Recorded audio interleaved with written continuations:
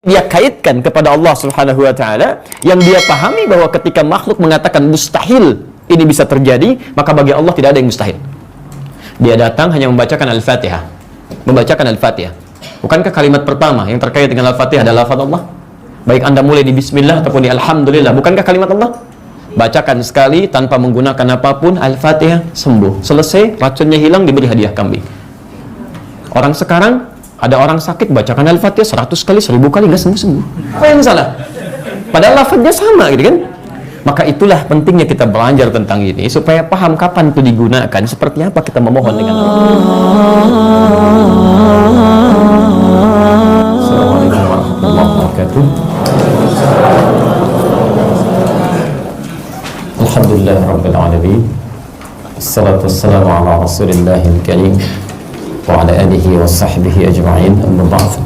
Fa ya ibadallah, usi nafsi wa iyyakum bi taqwallahi faqad faza al-muttaqun fala tamutunna illa wa antum muslimun.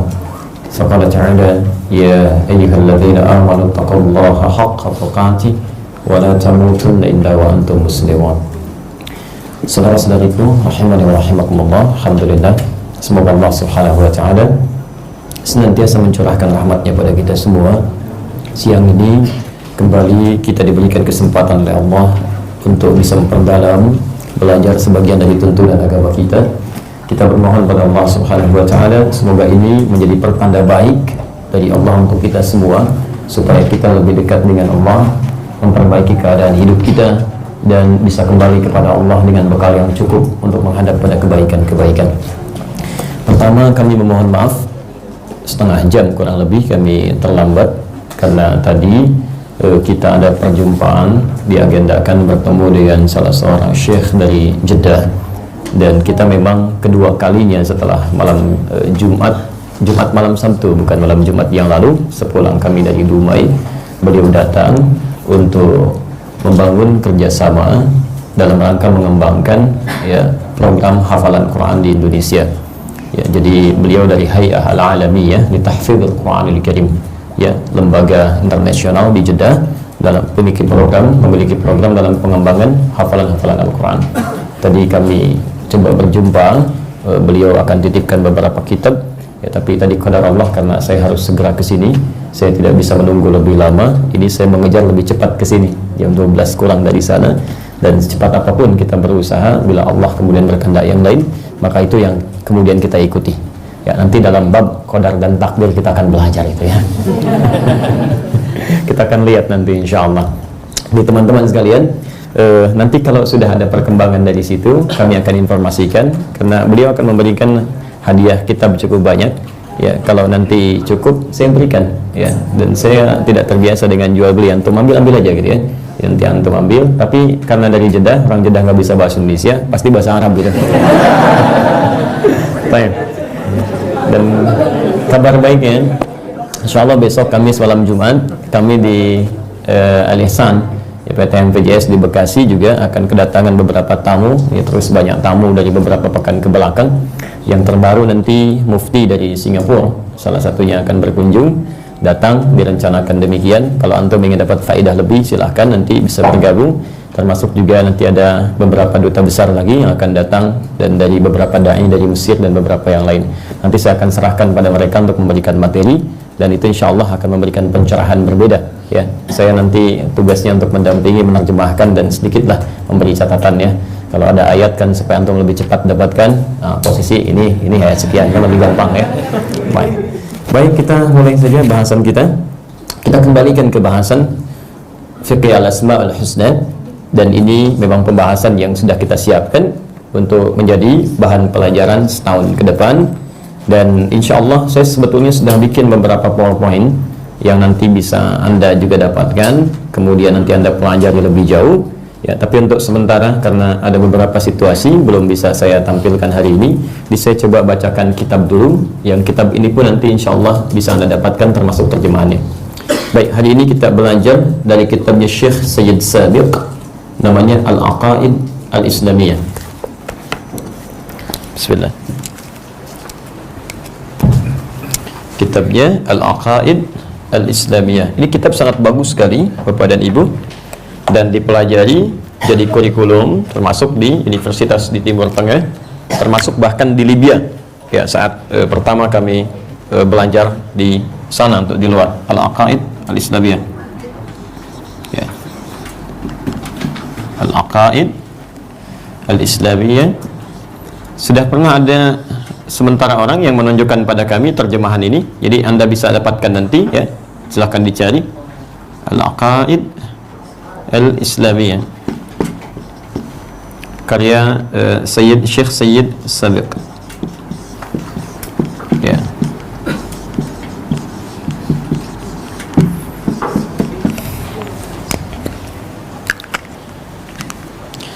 Dan insya Allah sebagian dari buku ini ada nanti korelasinya dengan pembahasan kita. Saya coba bawakan karena ini buku cukup sistematis ya, cukup bagus, sistematis, metode penjelasannya itu berbeda dengan metodologi di kitab klasik. Jadi kalau kitab klasik tuh mohon maaf, memang ditampilkan secara menyeluruh, tapi agak monoton tampilannya. Ya, monoton tuh bukan berarti nggak bagus, bukan. Ya, maksudnya cuma tampilan begini saja. Ini ada dalil, keterangan. Tapi di sini nanti karena beliau juga seorang pengajar, seorang pendidik, jadi beliau membuat sebuah sistematika metodologi penulisan yang mempermudah kita. Ya, selama ini kan kalau kita belajar Al-Asmaul Husna, kita belajar dari awal kan? Itu beliau petakan dulu, dibagi ke dalam berapa bagian, ini maksudnya ke sini, ini maksudnya ke sini, plus penggunaannya dan kapan dia digunakan gitu. Itu yang membuat kita nanti lebih mudah memahami Al-Asmaul Husna, paham kapan itu digunakan, seperti apa dipraktekkan, dan kapan kita menggunakan itu. Jelas di sini? Belum saya terangkan ya. Nanti kalau sudah diterangkan baru jadi jelas ya. Baik, bismillah. Ayo kita mulai ya. Baik. Bismillahirrahmanirrahim. Baik, halaman 23. Ya, saya sebutkan dulu saja supaya nanti kalau saya sampaikan nanti besok ada lagi gitu kan catatan. Oh, ini enggak jelas. Masya Allah. La quwwata illa billah. Sudah itu masalah lain lah. Al-ma'rifatu an tariqi ma'rifatil asma was sifat. Mengenal Allah dengan cara mengenali al-asma was sifat. Perhatikan bagaimana cara beliau membuka pembahasan ini, menerangkan kepada kita. Di tujuan kita mengetahui al-asma was sifat itu dalam pembahasan ini tidak sekedar kita untuk hafal. Jadi yang diinginkan ketika kita mengetahui misalnya nama-nama Allah yang dulu pernah saya terangkan beserta sifatnya, Allah, Ar-Rahman, Ar-Rahim dan seterusnya, yang diinginkan menurut beliau ini tidak sekedar itu diketahui. Jadi kalau cuma menghafal, jangankan orang beriman, yang belum beriman pun bisa kenal. Maksudnya bisa hafal. Ya, mereka hafalkan nama Allah. Mereka bisa hafal Ar-Rahman, Ar-Rahim dan sebagainya, gitu kan? Tapi belum tentu hafalan yang digunakan mereka jadikan wasilah untuk mengenal Allah Subhanahu wa taala. Nah, jadi kata beliau, memahaminya atau mengetahuinya al-asma was sifat itu tujuan utamanya adalah menjadikan diri kita lebih dekat dengan Allah Subhanahu wa taala. Paham sampai sini? Baik. Mari kita turunkan. Bismillahirrahmanirrahim. Wal wasilatul ukhra allati ittakhadhaha al-Islam li ta'rif an-nas billah hiya ardu asma'illahil husna wa sifatihil ulya. Adapun perangkat yang dijadikan oleh syariat Islam, wasilah itu perangkat, alat yang digunakan oleh syariat Islam untuk mengenalkan Allah Subhanahu wa taala pada seluruh manusia, makhluknya, adalah dengan cara mengenalkan asma'illahil husna wa sifatihil ulya, dengan cara menampilkan nama-namanya yang mulia dan sifat-sifatnya yang indah. Jadi Bapak dan Ibu sekalian, teman-teman, ini sekaligus mempertegas kembali nama-nama Allah yang terangkum dalam bentuk al-asma'ul husna ya, dan sifat-sifatnya. Saya sudah pernah sampaikan ini, kalau masih ingat di awal pertemuan kita, saya sudah pernah terangkan ini nama, ini sifat, okay? Berbeda antara nama dengan sifat. Kalau nama itu adalah kalimat-kalimat atau isyarat-isyarat yang menunjuk kepada keagungan zat ya, kepada zatnya. Tapi kalau sifat ya, nama-nama yang menunjuk pada karakternya, keadaannya ya. Lepaskan dulu, misal saya beri contoh ke kita dulu, ke makhluk gitu ya. Jangan contohkan ke Allah, tidak sama. Laisa kamitslihi syai'. Ya, misal Adi. Oke? Okay? Itu nama ya. Bisa menunjuk kepada saya. Muhammad itu nama ya. Ali itu nama. Nah, sedangkan yang kedua sifat, jujur itu sifat. Jelas ya? Sifat yang melekat kepada pemilik nama itu. Jelas di sini? Nanti ada di pembahasan ini termasuk yang diperkenalkan oleh Al-Quran dan hadis, ada nama-nama yang melekat kepada Allah untuk menetapkan zatnya, untuk membedakan Allah dengan nama-nama yang lainnya. Ya, saya beri contoh misal. Dulu orang-orang jahiliyah ketika pertama kali diperkenalkan oleh Nabi SAW ya, tentang keesaan Allah, tentang Allah, itu selalu diperkenalkan dengan nama Rabb. Rabb yang merawat, yang memperhatikan, memberikan segala hal yang dibutuhkan, memaafkan kalau salah, mengampuni kalau berbuat dosa. Sifat rububiyahnya. Begitu ditanya, Rabb, Rabb. Karena itu ayat-ayat yang turun pertama kali memperkenalkan Allah itu menggunakan kata Rabb. Qul a'udzu birabbin nas. Qul a'udzu birabbil falaq. Paham sampai sini? Baik. Dari situ mereka kemudian mulai mendetail bertanya, Muhammad kalau cuma Rabb, Rabb, Tuhan kami juga Rabb. Di mereka beranggapan Lata, gitu kan? Kemudian Manat, Azza dan sebagainya. Mereka beranggapan ini Tuhan kami juga merawat kami. Ini Rabb kami juga. Siapa spesifik nama Tuhanmu? Maka diturunkanlah kemudian surah Al-Ikhlas, surah ke-112 itu. Qul, katakan Muhammad, huwa, dia Rabb yang dimaksudkan bukan Lata, bukan Azza, bukan Manat dan sebagainya. Ya, tapi nama spesifik yang membedakan Rabb ini dengan hal-hal lain atau makhluk lain dianggap sebagai Tuhan. Huwa, dialah Allah. Jelas? Maka ketika disebutkan Allah, itu yang termasuk dalam nama ism, nama yang melekat kepada Allah Subhanahu wa taala untuk membedakan nama ini dengan nama lain yang dipertuhankan. Jelas di sini? Baik, karena itu saya sering mengatakan begini. Kalau ada dai sekarang atau orang-orang yang mengaku dai atau berselimut dai mengatakan misalnya Allah bisa dipanggil dengan apa saja. Panggil dengan ini, panggil dengan itu, panggil dengan yang lainnya, maka kalimat ini batal seketika. Ya, tidak tepat kalimat ini. Ya, sebab ketika Allah disebut dengan nama-nama yang lain, turun ayat, Qul, katakan Muhammad huwa, dia bukan nama-nama itu.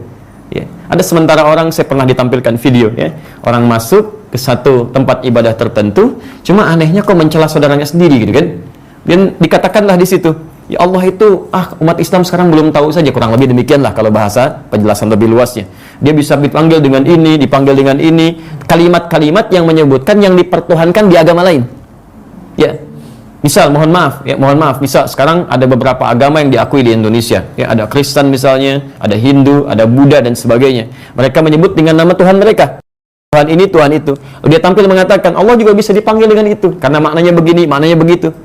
Masya Allah, kalaupun demikian bisa dilakukan, tentu tidak akan turun ayat ini. Tentu dari masa yang lalu akan dipanggil dengan nama Manat, dipanggil dengan Uzza, dipanggil dengan Lata dan sebagainya. Tapi untuk menegaskan bahwa ini bukan nama yang berhak disandang oleh Allah, maka turun ayat ini untuk mengatakan itu. Paham kalimatnya? Baik, dari sini nanti akan ditelusuri lagi. Ya, kalau Tuhan kami sifatnya punya begini, kalau Tuhan kamu sifatnya bagaimana? Maka turunlah kemudian sifat-sifatnya, Rahman, Rahim, Malik, Al-Quddus dan sebagainya. Paham? Baik, jadi ini yang dimaksudkan, ada yang disebut dengan Al-Asma'ul Husna, nama-nama terbaik yang melekat pada zat Allah Subhanahu wa taala, wa sifatihil ulia, dan sifat-sifat yang melekat kepada Allah Subhanahu wa taala.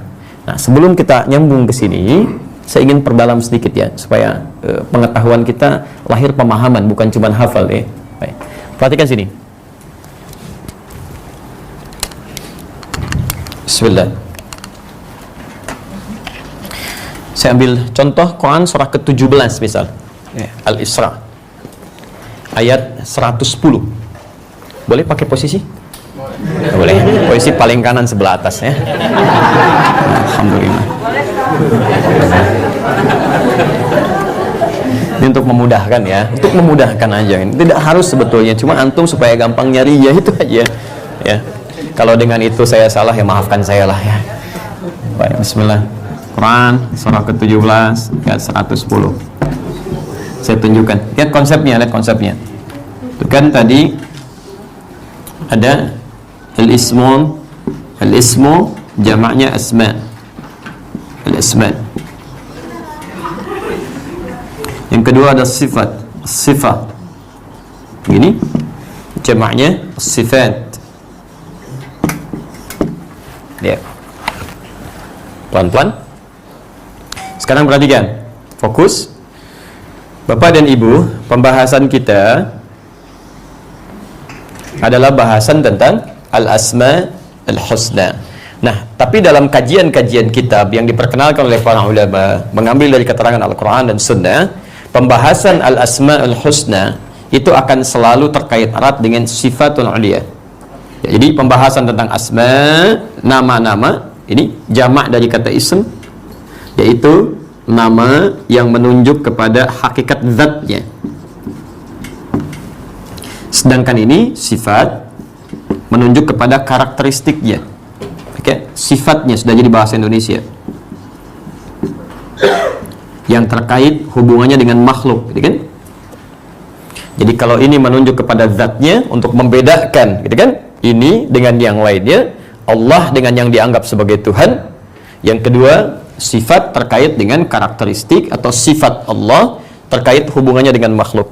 Ya, paham sampai sini dulu? Nanti kita teruskan supaya untuk lebih memudahkan. Kalau ini dijamakkan, bentuknya menjadi asma. Ya, menjadi asma. Ini menunjukkan bahwa nama-nama yang melekat kepada Allah Subhanahu wa taala itu tidak hanya satu. Jelas ya? Nanti ada nama-nama yang lain sesuai dengan keagungannya, yang membedakan nanti nama ini dengan nama yang lainnya. Bentuknya asma. Kemudian untuk mengagungkan Allah supaya berbeda dengan makhluknya, maka diletakkan kalimat al-husna seperti keterangan nanti dalam Al-Quran. Nanti kita lihat ya, al-husna. Jadi nama-nama terbaik, artinya nama-nama ini tidak akan pernah disandang oleh makhluk, hanya melekat pada Allah Subhanahu wa taala saja. Ya. Nah, sekarang perhatikan, fokus betul ya, fokus. Kata al-husna ini bentuk muannas dari kata hasan. Turunannya nanti ihsan. Ihsan, ya. Ada ihsan namanya. Antum buka hadis riwayat Muslim di kitab Sahih Muslim ya. Saya turunkan sampai halamannya, sampai cetakannya supaya nanti kalau ada yang telusuri bisa sama ya. Ada 9 jilid yang saya punya. Antum cari jilid yang pertama. Kan? Kemudian di bab Al-Muqaddimah, hadis nomor ke-8, posisi paling kiri sebelah atas, dari Umar bin Khattab. Terbitan punya saya, cetakan Darul Hadis, warnanya biru dongker, tahun 2002 ya. Saya beli tanggal 26 Juli tahun 2006 di Husainiyat di belakang Al-Azhar tuh ya. Baik. Nanti lihat sini, lihat poinnya.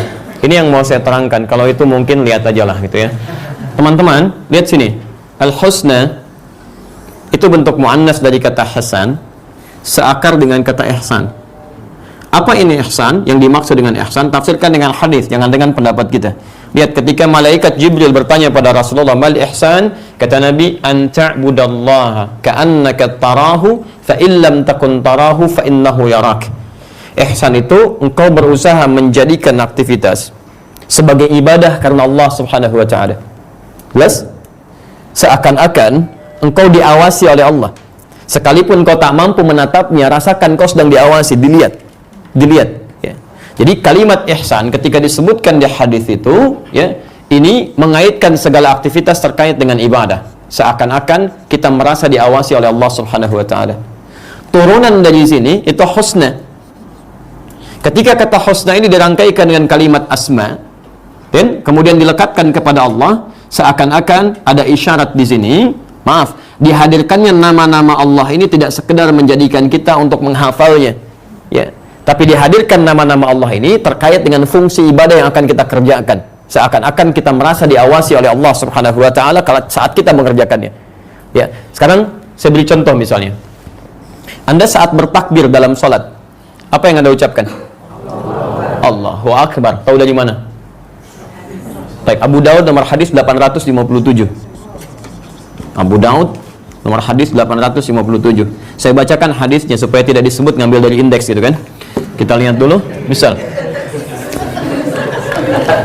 Kenapa? Gak apa ya, nanti kita turunkan. Innahu la tatimmu salatun li ahadin. Sungguh tidak akan sempurna salat seseorang minan nasi, dari kalangan manusia, hatta yatawadda, sampai dia mau berwudu. Fawada'al wudu'a mawadhi'ahu, kemudian dia berusaha berwudu ya sesuai dengan letak-letak yang harus dibasuh secara sempurna. Setelah dia siap kemudian menghadap kiblat, fayaqulu, lalu dia mulai bertakbir dengan mengucapkan Allahu Akbar. Allahu Akbar. Nah, sekarang persoalannya, lihat. Kalimat di sini lafaz Allah itu kan menunjuk kepada bagian nama Allah kan? Jelas ya? Yang tadi saya terangkan. Nah, kalau orang tidak pernah mempelajari nama Allah ini, apa maksudnya, kemana arahnya, seperti apa kalimatnya, jadi ketika dia lafazkan kalimat itu nggak akan membekas dalam jiwanya. Silahkan perhatikan sahabat Abu Bakar radhiyallahu ta'ala anhu, ketika beliau bertakbir mengucapkan Allahu Akbar, itu sudah bergetar tangannya, kemudian menangis beliau saking pahamnya kalimat Allah itu. Perhatikan Rasulullah sallallahu alaihi wasallam ketika beliau ditodong dengan satu pedang terhunus, dikatakan siapa yang bisa menyelamatkan engkau sekarang wahai Muhammad? Dijawab dengan satu kalimat saja, Allah, jatuh pedangnya bergetar dia. Dan dibalikan sekarang siapa yang bisa menyelamatkan engkau saat ini?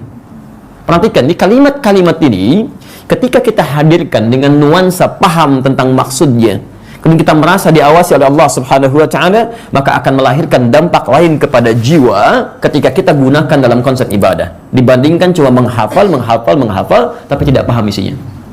Jelas maksudnya? Nah, ketika itulah kemudian turun ayat mengatakan, lihat, qulid Allah. Paham? Qulid Allah. Jika Anda punya persoalan apapun dalam kehidupan, kan? Kemudian Anda minta solusi, Anda minta pertolongan, qulid Allah, panggil Allah. Minta, gitu kan? Sebut namanya terkait dengan zatnya.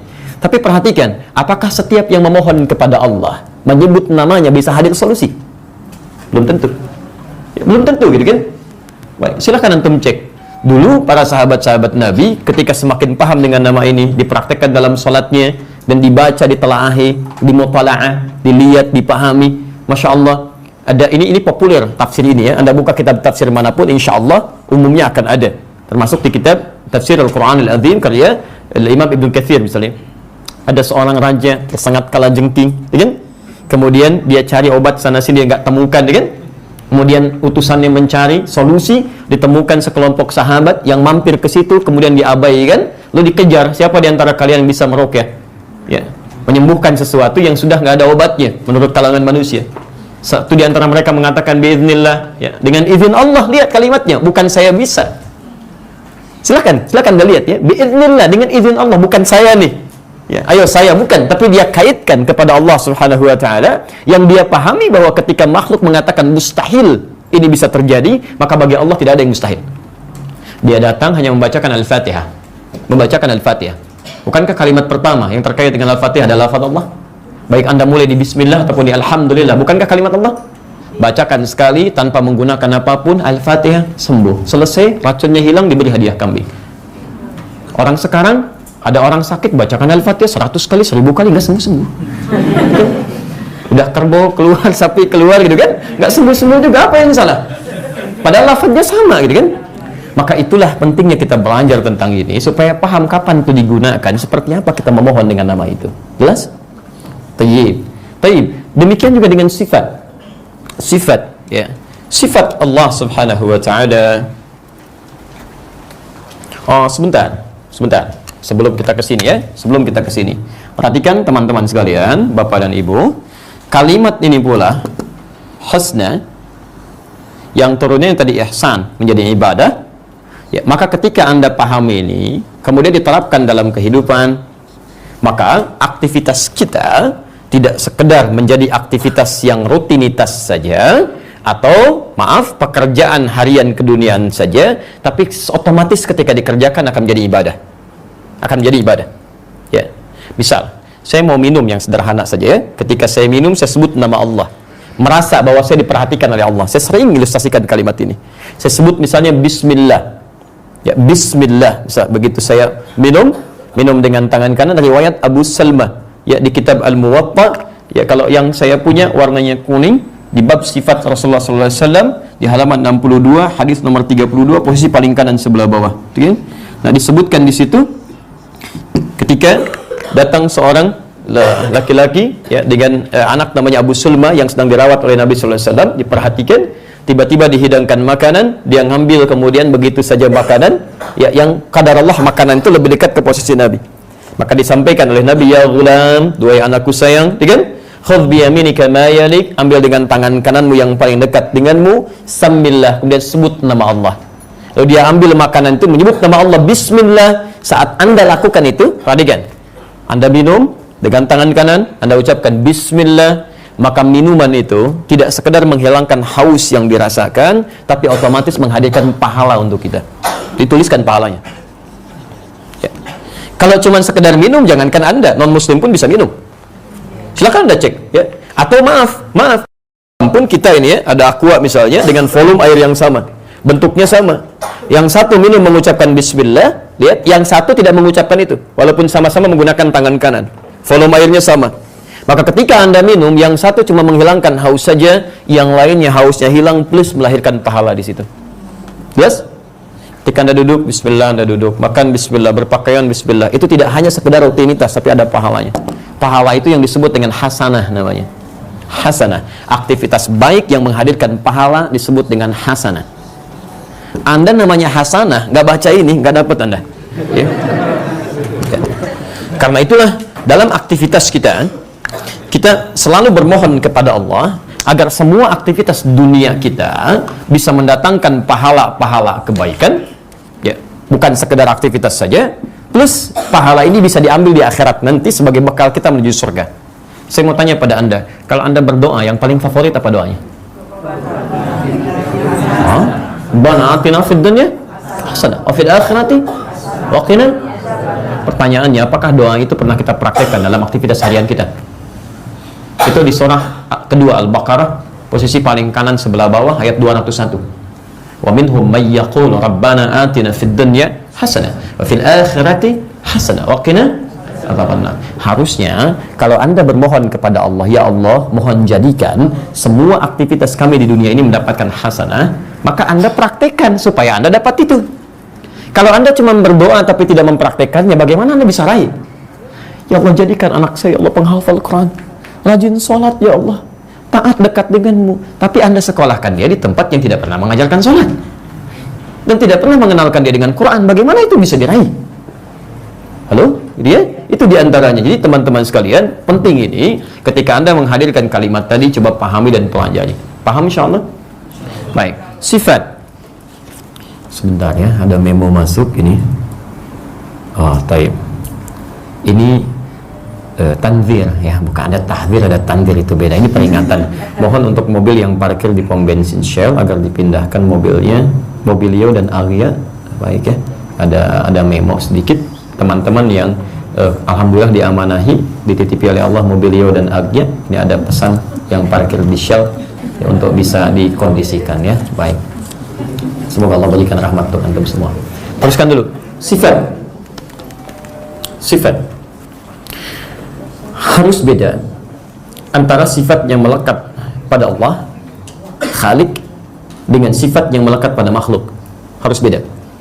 Ya, karena perbedaan antara Rabb, ya, Khalik dengan makhluk adalah melekat pada seluruh aspeknya. Laisa kamitslihi syai'. Ya, Allah nggak sama dengan sesuatu apapun. Jadi kalau kita berpasangan, maka Allah tunggal, tidak berpasangan. Jelas ya?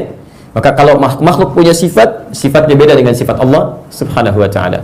Nah, sifat Allah ini di antara keutamaannya, saya ulang, di antara keutamaannya tidak sekedar menjadikan gambaran sifat yang melekat kepada Allah, tapi langsung terkait dengan kebutuhan-kebutuhan makhluk dalam hidupnya. Jadi ketika Allah menyebutkan di antara sifatnya, sifat itu tidak hanya sekedar menjadi sifat yang khusus bagi Allah, tapi ternyata sifat-sifat ini terkait erat dengan kebutuhan-kebutuhan makhluknya. Saya beri contoh, misal Allah punya beberapa sifat ya. Kita turunkan.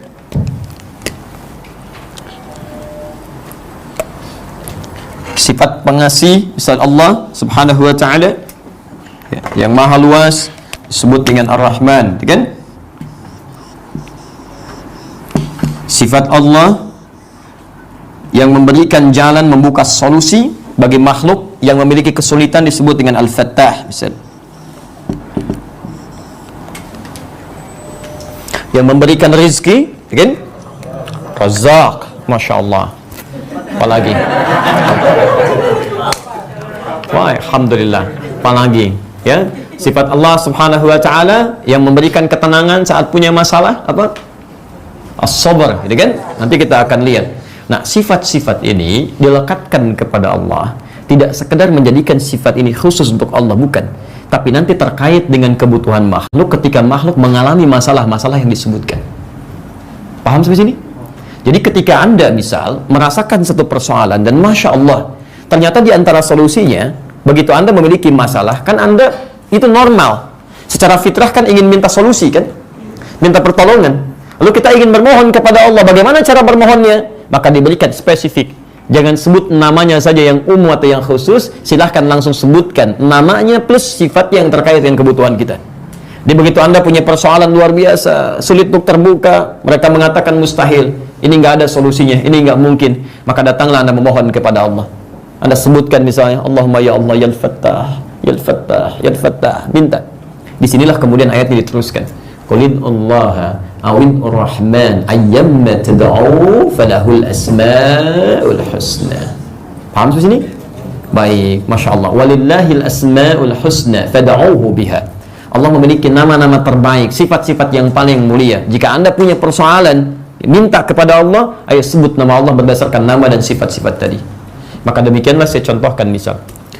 Kalau sifat Allah yang memberikan segala hal tanpa batas, apa namanya?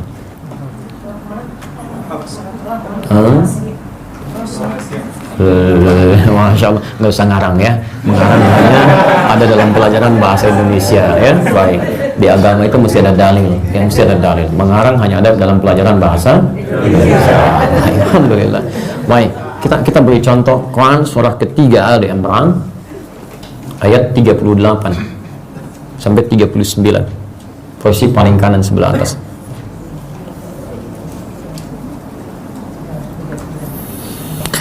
Baik. Nabi Zakaria sudah berumah tangga puluhan tahun. Dari mana tahu puluhan tahun? Karena nanti dilukiskan di Quran surah Maryam surah 19 itu. Ya, kalau dibaca dari ayat 2, ya, kalau mau lengkap sampai ayat ke-15, ya, 2 sampai dengan 11 posisi paling kanan sebelah bawah, dan 12 sampai dengan 15 posisi paling kiri dari atas sampai ke tengah. Itu dilukiskan oleh Quran. Ya Rabbi inni wahanal azmu minni washta'ala ra'su syaibah walam akum bidu'aika rabbi syaqiyah. Ya Allah, hamba ini mohon maaf sekarang sudah semakin sepuh, fisiknya letih, rambutnya memutih, tapi sampai hari ini belum putus asa memohon kepadamu untuk punya keturunan. Sedangkan istrinya, maafkan ibu, ya para akhwat, divonis secara medis tidak mungkin punya keturunan karena menofus dan mandul. Baik, telah berikhtiar, berusaha, dan mohon maaf divonis tidak mungkin, mustahil. Semua mengatakan nggak bisa. Lalu bermohonlah kepada Allah Subhanahu wa taala. Di mihrab kemudian beliau bermohon. Hunalika da'a Zakaria rabbah. Di mihrabnya Nabi Zakaria bermohon kepada Allah Rabbnya. Qala rabbi habli. Habli. Ya Allah, mohon anugerahkan kepadaku. Habli itu yaitu fi'il amr, tapi amr kalau untuk makhluk diartikan talab, permintaan. Kalau dari Allah perintah, ya. Jadi kalimat permintaan yang menggunakan nama Allah. Habli itu dari kata wahab namanya. Wahab. Wahab itu sifat pemberi Allah yang tanpa batas. Ya, Rabbi habli min ladunka dzurriyyatan thayyibah innaka sami'ud du'a. Jadi kalau teman-teman berada dalam satu keadaan, manusia mengatakan misalnya mustahil, ini nggak akan mungkin, nggak akan bisa, itu tanda pertama dari Allah, tinggalkan makhluk langsung bermohon kepada Allah. Itu tanda pertamanya. Ya, itu tanda dari Allah, sudah berharap kepada saya nih. Jadi kalimat itu dihadirkan kepada kita, situasi dihadirkan supaya diberikan jalan kita untuk lebih dekat dengan Allah Subhanahu wa taala. Barangkali antum selama ini jauh dari Allah, jarang mengingatnya, jarang baca Al-Quran, ya, untuk menambah tawakal kita kepada Allah. Jadi ketika makhluk mengatakan mustahil, wahab, minta kepada Allah yang maha memberi tanpa batas. Ya, innaka sami'ud du'a, ya Allah, engkau pasti mendengar doa hamba. Kalau pada yang maha mendengar saja tidak dikabulkan, lantas kepada siapa lagi hamba mesti bermohon? Jelas ya? Maka ketika kalimat itu dimohonkan kepada Allah dan dipahami maknanya, disampaikan di mihrab, maka tidak menunggu lama. Turun jawaban di ayat 39-nya. Fanadathul malaikatu wa huwa qa'imun yusalli fil mihrab annallaha yubashshiruka bi Yahya. Turun malaikat menyampaikan ya, sedangkan beliau masih berdiri dalam keadaan salatnya, ya Allah memberi kabar gembira pada Anda akan punya anak, namanya langsung dari Allah, bahkan Yahya. Yahya itu artinya hidup, yang mustahil menurut manusia, lahir dari rahim perempuan yang monofos dan mandul, bayi yang hidup, kata Allah nggak ada yang mustahil, lahir dan hidup dia. Paham? Baik, alhamdulillah. Nah sekarang tibalah saatnya kita memahami, ya, bahasan-bahasan tentang ini, bagaimana cara kita memahami nama-nama Allah dan sifatnya yang mulia itu, sehingga saat kita kemudian gunakan nama-nama itu baik dalam hal ibadah, dalam salat misalnya, atau saat membaca Al-Quran. Masya Allah, kan orang kalau baca Al-Qurannya benar, disifati di Quran surah ke-8 Al-Anfal, kan? Dari ayat 3 itu sampai dengan ayat ke-5 itu, wa idza tuliyat alaihim ayatuhu zadathum imana wa ala rabbihim yatawakkalun. Di orang itu kalau benar baca Qurannya Pak, ya Bu, jangankan baca, dibacakan saja pada dia, mendengar ayat-ayat Allah, mendengar nama Allah, itu bergetar dirinya, ada getaran dalam jiwanya, ya, wa ala rabbihim yatawakkalun, lalu bertambah tawakalnya pada Allah Subhanahu wa taala. Ya, sekarang coba antum setiap mendengar ayat Quran, ya, ada nggak getaran dalam hatinya? Atau ketika Anda baca ayat-ayat Quran, ada nggak gitu rasa dalam jiwa kita bahwa Anda sedang membaca sesuatu? Ya, dulu orang baca ayat tentang surga, punya keinginan untuk mendapatkan itu. Baca tentang neraka, takut, kan? Ya, takut luar biasa dengan peringatan dan segala yang terkait dengannya. Coba antum rasakan, begitu antum baca Al-Quran itu ada nggak getaran-getaran seperti itu? Atau mohon maaf, rumus ini nggak dipakai. Pernah nggak merasakan ketika Anda membaca Al-Quran itu Anda sedang diperhatikan oleh Allah? Kalau Anda merasa, ini saya gambarkan gini ya, tapi jangan disamakan ya, sangat berbeda situasinya. Anda sekarang akan menghadap kepada pimpinan misalnya. Ya, taruhlah misal kita dihadapkan pada seorang presiden, besok akan bertemu misalnya, kan disambut di Istana Negara. Saya mau sampaikan pada teman-teman semuanya, kita akan diskusi. Malam-malam dipersiapkan dulu nggak? Pasti, bahkan kalimatnya saya akan nyampaikan ini, nyampaikan itu, macam-macam. Dan dipastikan kalimatnya tertata rapi, terstruktur, dan baik dalam penyampaian. Baik, memohon sesuatu yang belum tentu dikabulkan seketika. Anda garis bawah ini. Lalu kenapa ketika Anda menghadap kepada Allah, baik dalam keadaan salat ataupun membacakan ayat-ayatnya, Masya Allah, kenapa Anda tidak pelajari untuk membaca dengan baik supaya Allah nyaman, senang maksud dengan bacaan kita? Masya Allah, memberikan rahmatnya, turun ridhanya, bukan cuma pahala yang mengalir, tapi Anda diperhatikan. Coba perhatikan sampai hari ini, berapa diberikan usia pada kita? Sampai hari ini ada anak 4 tahun, 5 tahun sudah belajar tajwid, hafal Al-Quran, bacaannya bagus. Antum diberikan 40 tahun, 50 tahun, antum kemana aja? Ya, dan ketika berhadapan dengan Allah, apa nggak malu antum bacakan kalimat-kalimat yang tajwid masih belum sempurna, kalimat-kalimat belum jelas? Ya, Masya Allah. Saya tidak perlu contohkan lah, yang mungkin antum pernah dengar itu kan. Alhamdulillahirrabbilalamin, ain, kemudian jadi hamzah, maknanya berubah. Alhamdulillahirrabbilalamin, malah nggak ada maknanya gitu kan. Coba cek sampai dengan hari ini. Ya, coba cek itu kan, ikhwah. Bukan cuman ada sesuatu yang penting, dan ketika Anda bacakan kan ada pahalanya kan. Silakan Anda bacakan. Anda baca Quran, satu hurufnya berapa? 10. Luar biasa. At-Tirmidzi nomor hadis 2910 kan. Man qara'a harfan min kitabillah, siapa yang membaca satu huruf dari kitab Allah, falahu asyru hasanat, dia akan dapat 10 kebaikan. Ya, walam aqul alif lam mim harfun, sehingga katakan alif lam mim satu huruf, walakin alifun harfun, lamun harfun, mimun harfun, alif satu huruf, lam satu huruf, mim satu huruf. Masya Allah. Dan hampir tidak pernah orang baca Quran cuma satu huruf, tak pernah, pasti banyak. Nun, sudah dulu nggak ada gitu, pasti lanjut tuh, pasti itu, kan ya.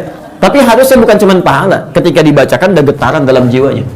Ada getaran. Oh, itu lihat alaihim ayatuhu zadatul ibadah. Dibacakan kepadanya, muncul getaran dalam jiwanya. Apalagi baca sendiri. Nah, coba jadi masing-masing cek. Itu diantara yang bisa mengukur tingkat keimanan kita dengan Allah.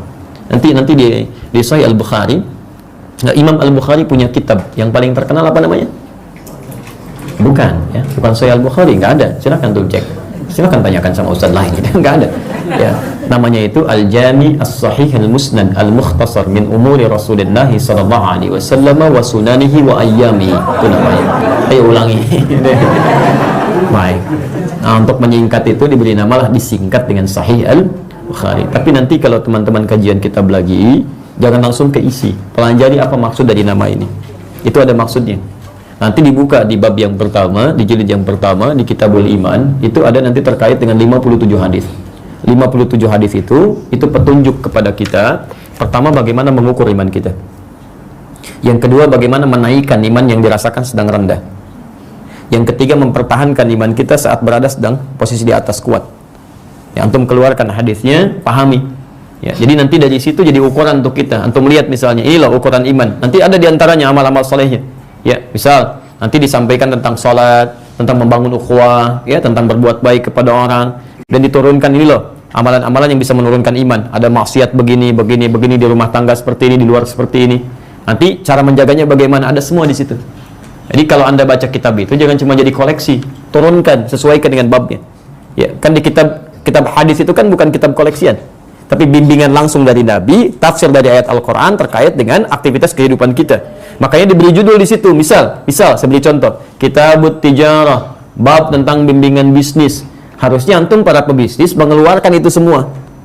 Kumpul dengan kawan-kawan, bikin taklim, bimbingan itu dijelaskan. Ini loh bisnis yang baik. Seperti ini menghindari riba. Seperti ini mendatangkan keuntungan yang besar. Ya, ini bab rumah tangga, begini cara mengatasi masalah, ini cara membinanya, ini tugas suami, ini tugas istri, ini tugas anak. Kalau itu diturunkan dalam kehidupan, indah sekali. Ya. Bahkan antum kalau mau singkat, cari kitab namanya Syama'il Muhammadiyah. Ya, karya Imam At-Tirmidzi. Nama aslinya Muhammad, lahir di Tirmidzi, dikenal dengan nama At-Tirmidzi. Itu bagus sekali kitabnya.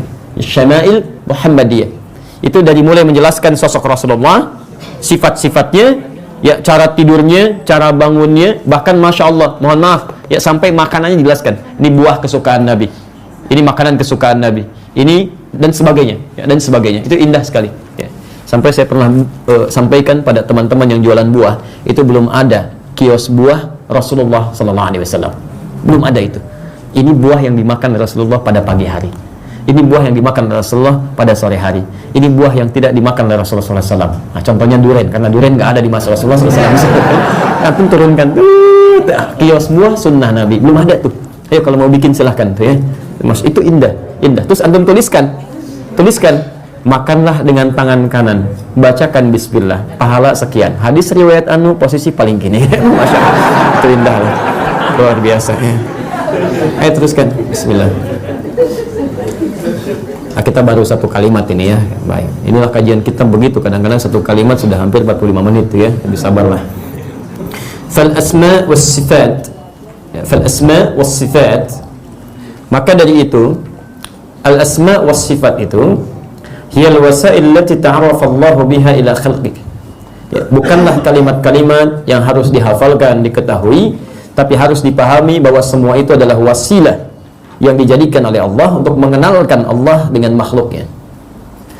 Wahyan nawafil allati yasilu binhal qulub 'ala Allah mubasharatan. Dan itu pun menjadi jendela mengantar yang mengantarkan hati kita untuk tersambung dengan Allah Subhanahu wa taala secara langsung. Jadi maksudnya orang yang sudah paham dengan al-asmaul husna ini, kan? Nanti nama-namanya melekat dalam dirinya, maksudnya dipahami dengan baik, paham arahnya kemana. Ketika dia bermohon kepada Allah dengan nama itu, maka hatinya akan langsung cepat tersambung dengan Allah. Lain. Antum nggak percaya silakan. Nanti kalau sudah belajar kajiannya, baik dan paham, meningkat ibadah antum dengan baik, maka ketika anda bermohon menyebut nama itu Masya Allah, suasana hati akan beda. Seperti tadi sahabat Abu Bakar ketika menyebut nama Allah, Allahu Akbar, karena pahamnya dengan kalimat Allah dan kalimat Akbar itu jiwanya bergetar gitu. Luar biasa. Paham di sini? Baik. Jadi kalau antum sering bacakan itu termasuk dalam sholat, tapi nggak ada dampak ke hati, berarti ukuran keimanan kita harus terus ditingkatkan. Ya, belum maksimal itu di situ. Wahiyal lati tuharrikul wijdan. Dan nama-nama ini kalau benar dipahami, kemudian dipraktekkan dalam kehidupan, itu akan menggerakkan wijdan, perasaan kita. Ya, terjaga diri kita, lebih khusyuk dalam ibadah. Ya, wa taftahu amama ar-ruh afaqan fasiha tushahidu fiha anwarullahi jalla wa jalaluh. Ya. Oh, ada yang datang, silakan coba diluaskan barangkali teman-teman. Khair insyaallah. Barakallahu fiikum. Barakallahu fiikum.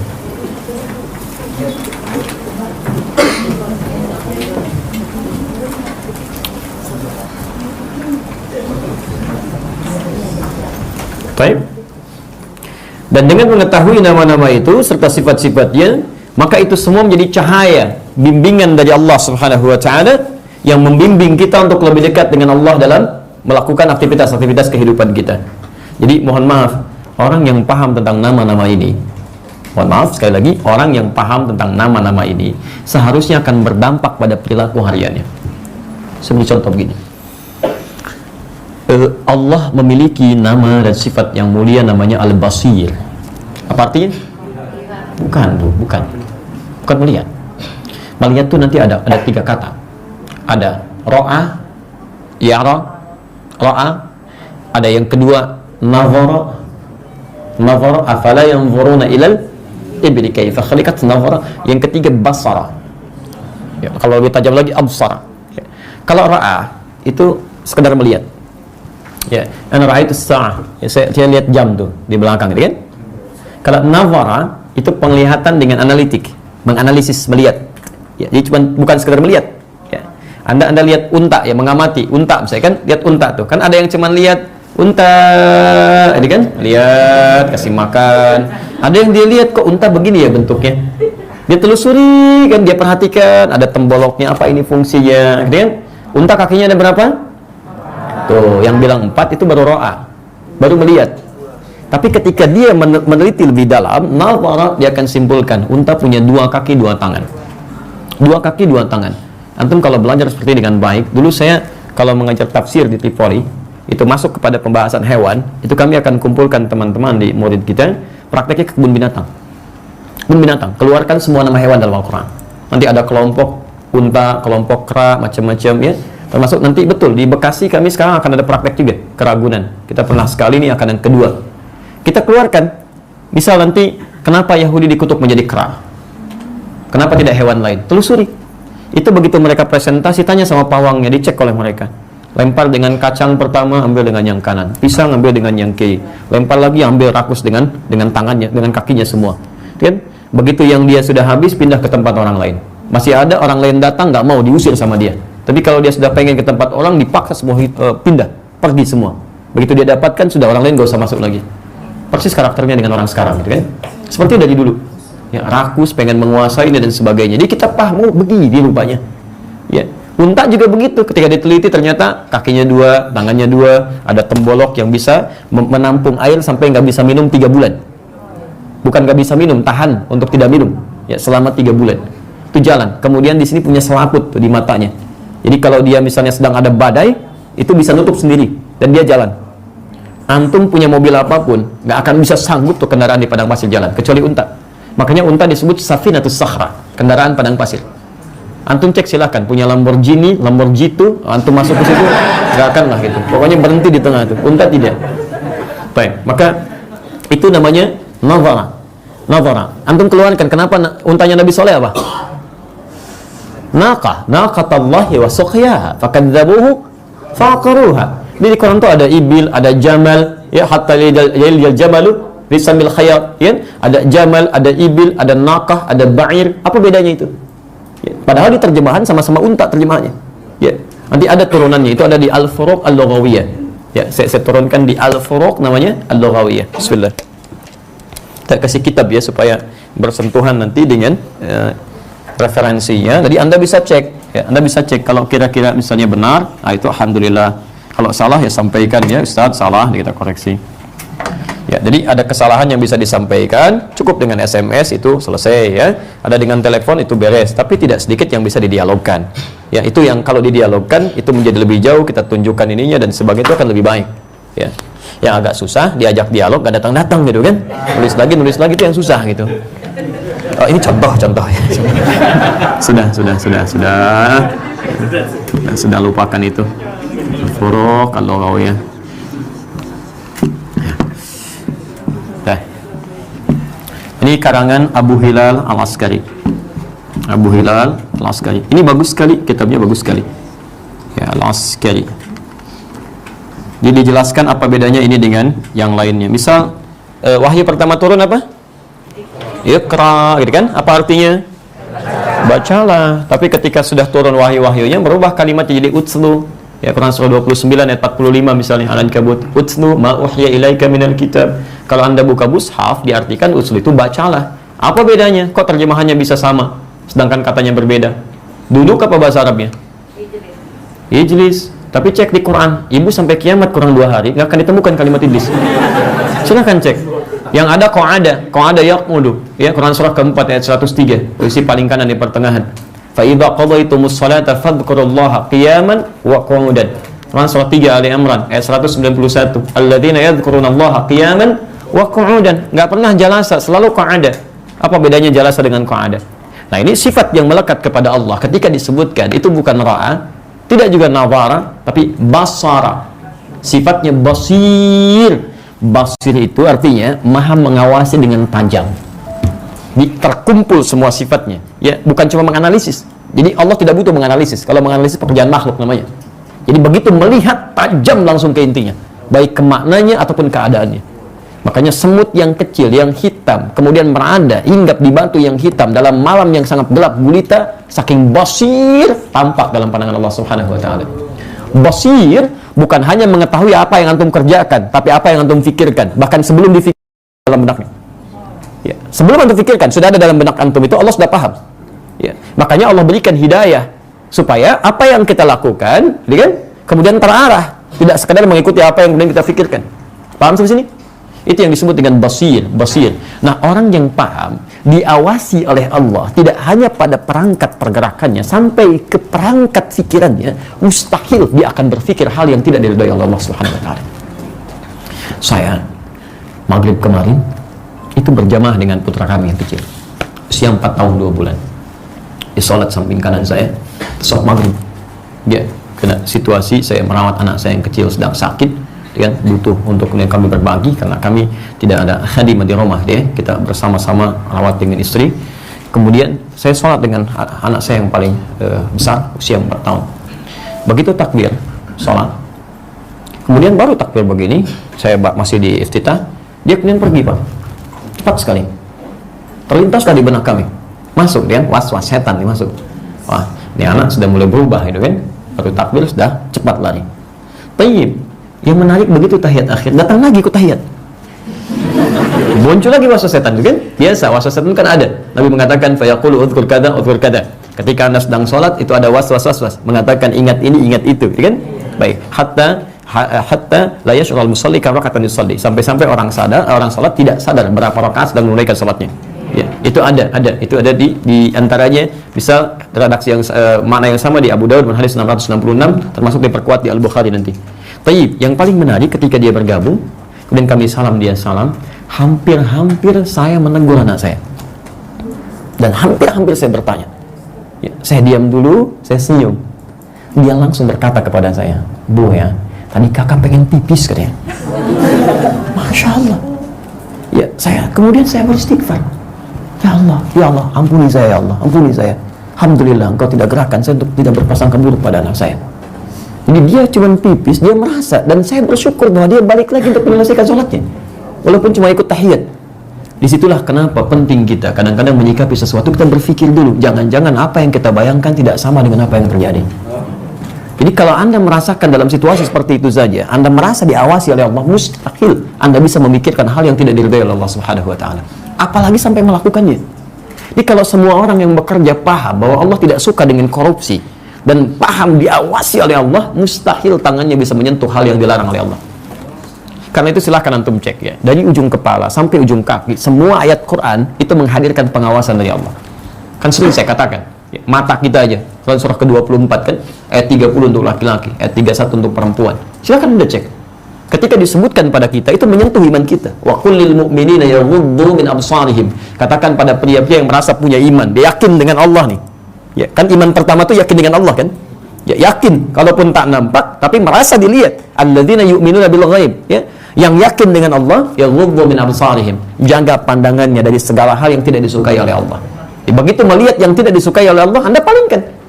Ini mustahil ada orang yang merasa dilihat Allah, paham sifat al-basir, tapi masih melihat tayangan yang tidak disukai oleh Allah, gambar yang tidak disukai oleh Allah.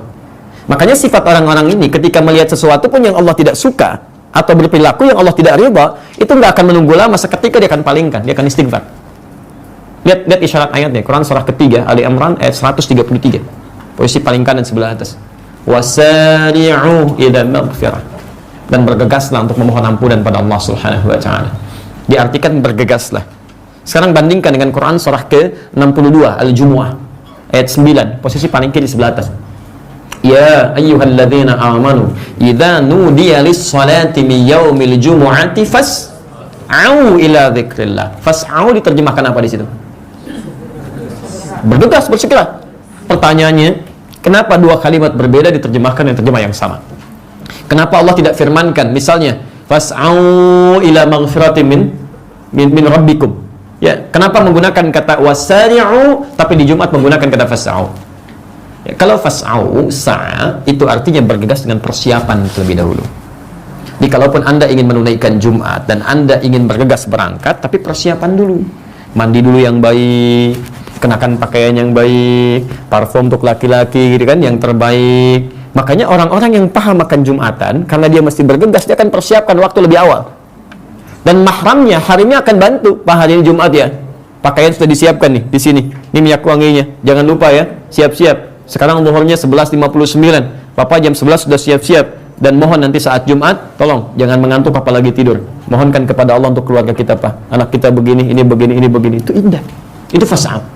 Tapi wasari'u, sara'a itu bergegas seketika tanpa persiapan, sekalipun berpikir. Jadi begitu Anda keluar dari sini bisa lihat ada gambar atau aurat yang terpampang, Anda segera palingkan. Anda katakan astagfirullah, itu nggak tepat. Anda merasa diawasi. Ini nggak ada jeda, nggak ada seketika. Ini bukan lewat ngelihat astagfirullah.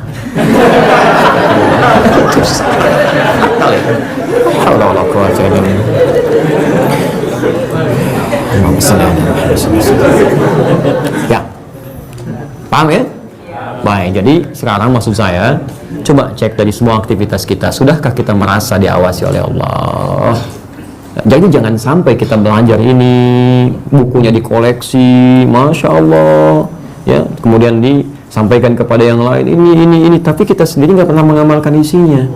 Tidak diinginkan gitu kan? Tidak diinginkan. Coba cek berapa lama antum mengikuti ta'lim, berapa lama antum belajar, berapa banyak yang dipraktikkan. Ya, jadi pelajaran yang baik itu pertama membuat diri Anda lebih dekat dengan Allah. Termasuk kalau Anda belajar dengan saya tidak membuat Anda lebih dekat dengan Allah, tinggalkan saya. Cari guru yang lain. Cari, mungkin saya salah dalam mengajar. Ya, mungkin guru lain lebih baik gitu kan. Yang kedua, pelajaran yang baik membuat akhlak Anda semakin baik. Jadi kalau Anda lebih dekat dengan Allah tapi hubungan Anda selalu buruk dengan keluarga buruk, tetangga buruk, kerabat buruk dan sebagainya, mungkin ada yang kurang tepat dalam belajarnya. Coba dicek. Dan kalau saya mengajarkan itu, tinggalkan saya, tinggalkan. Ya, termasuk kalau saya misalnya, maaf ya, hanya mengajarkan terkait dengan popularitas, terkait dengan materi dunia, tinggalkan saya. Demi Allah saya katakan, saya tidak butuh semua itu. Kalau ada yang menginginkan, silahkan ambil semuanya. Bahkan saya sudah berencana dari dulu untuk menyampaikan, tolong dimanapun saya mengajar jangan berikan amplop. Saya takut ketika membuka itu berubah keadaan hati saya. Tahukah Anda kalau kami sering menangis kadang-kadang melihat, sampai saya bilang istri saya nggak mau sentuh, kamu aja yang lihat, butuh ambil, tidak butuh berikan. Ya, kenapa? Kalau sudah melihat isi amplop, sudah, ya. Bukan berarti salah kadang-kadang menerima pemberian, tapi dai itu kadang-kadang mesti dilihat ya. Kadang ada beberapa hal yang dia mesti usahakan menjaga ketulusannya karena Allah Subhanahu wa Ta'ala. Allah akan jaga, saya yakin itu. Di sini agak susah, memang kalau di Timur Tengah ya kita dijaga gitu kan, pemerintahannya jaga, sudah spesifik, jadi nggak mikirkan apa-apa. Nah, di sini yang kadang-kadang repot gitu kan. Kadang-kadang ada berselisih, bersaing dengan yang lainnya karena takut kehilangan hal-hal yang sebetulnya bukan urusan dai gitu kan. Jadi saya mungkin satu saat saya akan umumkan itu dimanapun saya mengisi. Saya tidak senang ada kalimat-kalimat berapa tarifnya, berapa harus bayar, tidak. Saya katakan demi Allah, kalaupun Anda dari jauh mengundang kami, Anda kesulitan, saya datang sendiri. Ya, saya selalu katakan, gak apa-apa, gak ada masalah. Kita pernah datang sendiri, beli tiket sendiri, datang sendiri, terangkan sendiri, tulis sendiri, hapus sendiri gitu kan. Ya, kita nggak ada hubungan dengan masalah-masalah dunia gitu. Ya, betul, kalau masalah dunia membuat Anda menjadi ramai gitu kan, ambil aja dunia. Ya, kami nggak butuh kok dengan itu semua. Ya, kami nggak butuh. Demi Allah saya katakan, kami nggak butuh. Ya, Allah pasti jaga ya. Orang bekerja untuk dunia aja, Allah berikan rezekinya, Allah berikan rahmatnya. Masa orang ngejar akhirat gak dikasih? Pasti diberikan gitu kan. Gak usah mengeluh lah ya, gak usah mengeluh, insya Allah Allah berikan. Nah, jadi kita berhenti dulu sampai sini. Intinya adalah pengajaran kita seharusnya menjadikan di Al-Asmaul Husna ini ya nanti akan mengenali nama-nama Allah, sifat-sifatnya yang pada prakteknya menjadikan kita akan lebih dekat dengan Allah Subhanahu wa Ta'ala. Nanti kalau antum belajar dengan kami tapi pelajaran itu tidak membuat Anda lebih dekat dengan Allah, merasa diawasi, berarti saya salah dalam mengajar. dan kita bisa berpisah di pertemuan ini, nanti antum cari guru lain untuk menggantikan. Kan? Kalau memang seperti itu. Ya, jadi teman-teman sekalian, nanti kita teruskan. Saya sudah siapkan PowerPoint-nya. Nanti tolong diingatkan ya, sebelum saya datang di pertemuan berikutnya, supaya saya siapkan filenya. Nanti antum bisa copy. Nanti insya Allah saya juga akan berusaha untuk mengkopikan itu, di print out maksudnya. Dan saya tidak akan meminta biaya apapun. Nanti tolong sebutkan berapa jumlahnya. Nanti biarkan kami copy sendiri dan kami berikan di sini. Antum nanti tinggal datang aja, datang, lihat, terima, cek gitu kan. Dan insya Allah ada baiknya. Termasuk nanti insya Allah kita akan coba cetak buku untuk persiapan Ramadan, tambah lagi, itu pun nanti nggak usah bayar, nanti kita berikan ya, nanti antum dapatkan, baca. Kalau ada yang sesuatu perlu penjelasan, datang ke majlis ilmu kami dan insya Allah kita coba berikan yang terbaik sepanjang kami mampu ya. Demikian teman-teman sekalian pembahasan untuk hari ini. Kita coba tutup dulu. Kalau ada yang mau ditanyakan, saya beri kesempatan ya 10-15 menit ke depan. Kalau tidak ada, saya bisa akhiri dan saya sampaikan dulu beberapa pengumuman insya Allah. Biasanya ada yang mau ditanyakan? Mohon bisa dituliskan, kalau bisa barangkali akan lebih baik supaya menghemat waktu. Bismillah. Kalau sholat dengan anak kita yang belum balik, apakah kita niatnya sebagai imam atau niat sholat sendiri? Ini posisinya laki-laki atau perempuan ini dulu ya. Kalau posisi laki-laki, dia boleh niatkan sebagai imam, tidak ada masalah dalam keadaan makmum ya. Dia nggak ada masalah. Karena makmum untuk laki-laki itu kan bisa laki-laki, bisa perempuan, bisa dewasa, bisa anak kecil kan. Ya, dan antum bisa berjamaah di sini. Jadi niatkan antum sholat sebagai imam dan anak bermakmum di belakang. Paham di sini? Baik. Tapi kalau kemudian perempuan, ada beberapa kondisi. Kondisinya adalah ibunya bersama anak perempuannya. Kalau seperti ini sama hukumnya dengan laki-laki tadi. Jadi ibunya jadi imam, anak perempuannya jadi makmum. Paham di sini? Tapi bisa terjadi juga ibunya kemudian perempuan dan sudah pasti ibunya perempuan, ya kan? Anaknya laki-laki, anaknya laki-laki dan belum balik anaknya, anak yang laki-laki ini. Maka yang seperti ini, menurut hemat kami itu diniatkan untuk sendirian, karena tidak ada perempuan mengimami kemudian ke laki-laki. Jadi biarkan anak bergabung dalam sholat, tapi niatkan sholatnya untuk sendirian. Paham sih? Baik. Bolehkah Al-Asmaul Husna kita jadikan zikir setelah salat, misal ya Rahman ya Rahim 33 kali dan seterusnya? Apa itu zikir? Supaya kita pahami dulu apa itu zikir itu kan. Setelah kemudian kita paham maknanya, kemudian baru kita bisa simpulkan. Zikir itu segala aktivitas yang menjadikan kita dekat dengan Allah Subhanahu wa taala, yang mengingatkan kita dengan Allah Subhanahu wa taala. Karena itu di dalam Al-Qur'an disebutkan jenis zikir yang menjadikan kita ingat kepada Allah. Misal membaca Al-Qur'an itu bagian dari zikir. Bagian dari zikir, karena Al-Quran pun disebut dengan zikir. Quran surah ke-15 Al-Hijr ayat ke-9, Inna nahnu nazzalna dzikra wa inna lahu lahafidhun. Posisi paling kanan di pertengahan. Sungguh kami yang telah turunkan Al-Quran sebagai zikir. Jadi kalau anda sedang baca Al-Quran, anda sedang berzikir pada Allah Subhanahu wa ta'ala. Menghafal Quran itu pun bagian dari zikir. Quran surah ke-54 ayat 17, ayat 22, ayat 32, ayat ke-40. Walaqad yassarnal Qur'ana lidzikri fahal min muddakir. Sungguh kami telah mudahkan Al-Quran itu untuk diingat, kalimat mengingatnya menggunakan zikir. Jadi penghafal Quran itu sedang berzikir pada Allah Subhanahu wa taala. Salat itu bagian dari zikir. Ya, Quran surah ke-20 ayat ke-14. Innani anallahu la ilaha illa ana fa'budni wa aqimis salata lidzikri. Sungguh saya adalah Allah, tidak ada Tuhan selain saya, maka sembah. Maka dirikanlah salat sebagai zikir kepada saya. Jadi ketika kita sedang salat, sedang berzikir. Berdoa itu bagian dari zikir. Quran surah ke-7 ayat 205. Wadhkur rabbaka fi nafsika tadarruan wa khifatan wa dunal jahri minal qaul. Ya, dan sebutlah Allah Rabbmu di dalam jiwamu dengan kalimat-kalimat yang penuh dengan ketawaduan, kekhusyuan tanpa harus menjaharkannya secara berlebihan. Jadi ketika anda sedang berdoa, anda sedang ingat dengan Allah Subhanahu wa taala. Termasuk tadi amalan pasca salat yang anda tanyakan itu pun bagian dari zikir. Karena itu disebutkan langsung di Quran surah ke-4 An-Nisa ayat 103, posisi paling kanan di pertengahan.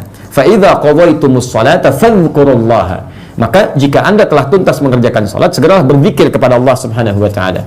Nah, bagaimana cara berzikirnya? Kita akan lihat ditunjukkan oleh hadis-hadis Nabi sallallahu alaihi wasallam. Tadi kan zikir itu bisa baca Al-Qur'an, kan? Bisa menghafal Quran, bisa berdoa, bisa juga menggunakan kalimat thayyibah. Misal kalau saya urutkan dengan cepat misal saja. Baik. Dan di sini nanti fungsi Al-Asmaul Husna bisa ditempatkan sesuai dengan fungsinya. Misal, kita turunkan Nabi sallallahu alaihi wasallam ketika beliau selesai mengerjakan salat, maka zikir pertamanya adalah istighfar kepada Allah Subhanahu wa taala. Anda temukan di hadis Muslim nomor hadis 591. Maka diucapkan kalimat astaghfirullah, astaghfirullah, astaghfirullah. Allahumma antas salam wa minkas salam, tabarakta ya dzal jalali wal ikram. Ada Asmaul Husna di situ? Ada kalimat Allah, astaghfirullah, astaghfirullah, astaghfirullah. Kemudian turun lagi, misalnya hadis Muslim, hadis yang sama nomor hadis 593. La ilaha illallah wahdahu la syarikalah, lahul mulku wa lahul hamdu wa huwa ala kulli syai'in qadir. Teruskan lagi, misalnya hadis Muslim nomor hadis 597. Sebutkan subhanallah, subhanallah, subhanallah, alhamdulillah, alhamdulillah, alhamdulillah, Allahu akbar, Allahu akbar, Allahu akbar. Masing-masing 33 kali, kan? Kemudian setelah itu terdapat Rasulullah SAW kemudian membacakan